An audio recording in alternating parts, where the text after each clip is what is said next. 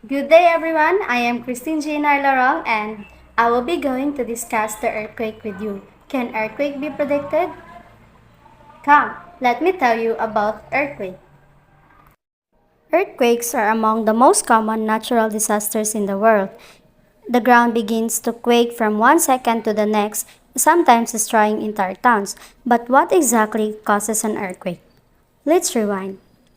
First, the Earth's crust or top layer is made up of 7 large and numerous small tectonic plates. The liquid mantle exists under the Earth's crust. Because of convection currents in the planet's mantle, the plate begins to move and float on the top of Earth like sheets of ice. They move a few inches away from each other or pass each other and collide. To continue with this topic, we will first discuss what is stress and different kinds of stress. Stress is a force that pushes and pulls the plates that acts on rocks, which creates different behavior and characteristics. Three different kinds of stress can occur in the crust: tension, compression, and shearing. Tension, compression, and shearing work over millions of years to change the shape and volume of rock. Tension pulls on crust rock, becomes thinner in the middle, occurs at a spreading boundary. Compression squeezes rock, becomes thicker in the middle, occurs at a colliding boundary. Shearing pushes rock into opposite directions, occurs at a sliding boundary. And now, let's proceed. What is fault? Fault is a break in the rock layer of the crust where the rock surfaces slip past each other. There are three types of faults. Depends on the type of stress applied the rock layer, depends on the relative movement of hanging wall and footwall. The three types of fault is normal fault, reverse fault, and strike slip fault. First, let's define the difference between hanging wall and footwall. The hanging wall, the block of rock above the fault line. You can hang something from the hanging wall as if it were a ceiling. Figure at right shows A. The footwall, the block of rock below the fault line.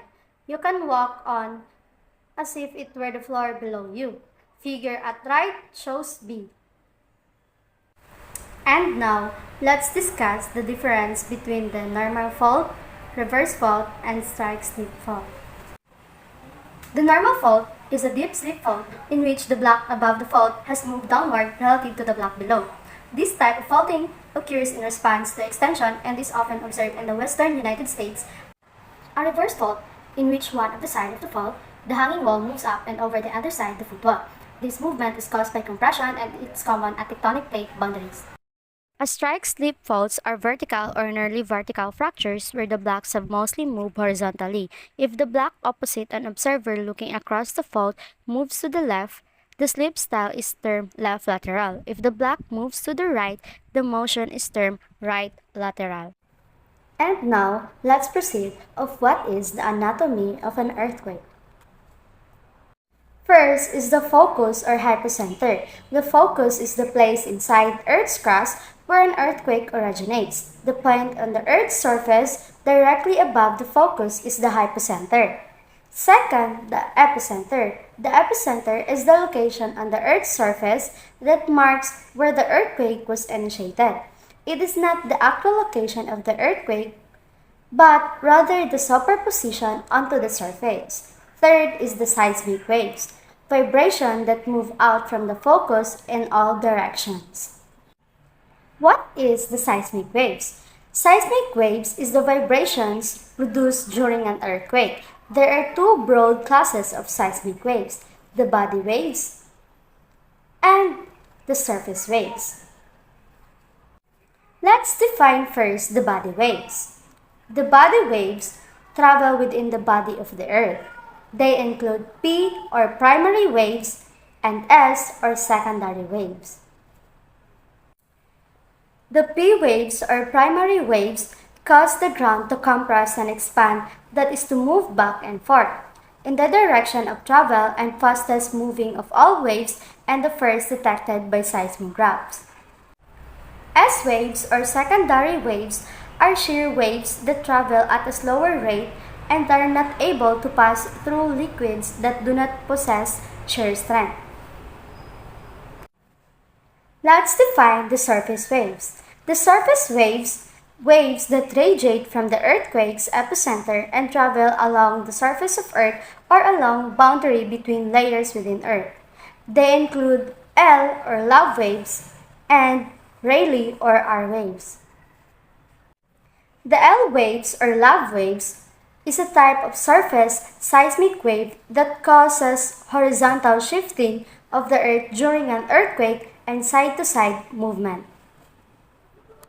Rayleigh waves or R waves are a type of surface wave that travel near the surface of solids and move by rolling up and down. How will we measure the seismic wave? We can measure the seismic waves through an instrument that records seismic waves. The seismograph is the instrument that records seismic waves, and the seismogram the physical or digital record of earthquake waves as measured by a seismograph. Detection of earthquakes, Mercalli scale, a scale of earthquake intensity that expresses the strength of an earthquake based on its destructive power and its effects on buildings and people, does not accurately measure the energy released by the quake in honor of Giuseppe Mercalli in 1931. And here are the intensity scale used by the Philippine Volcanology and Seismology or PHIVOLCS.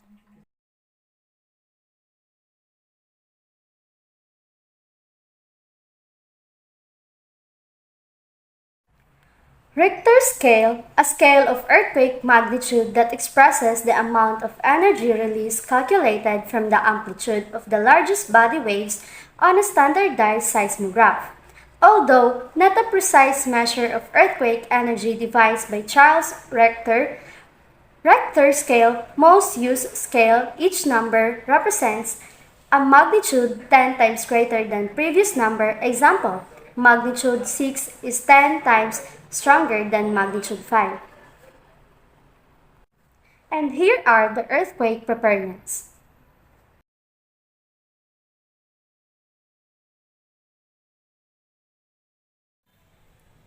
Thank you for watching. I hope you've learned something on my video. Bye. God bless.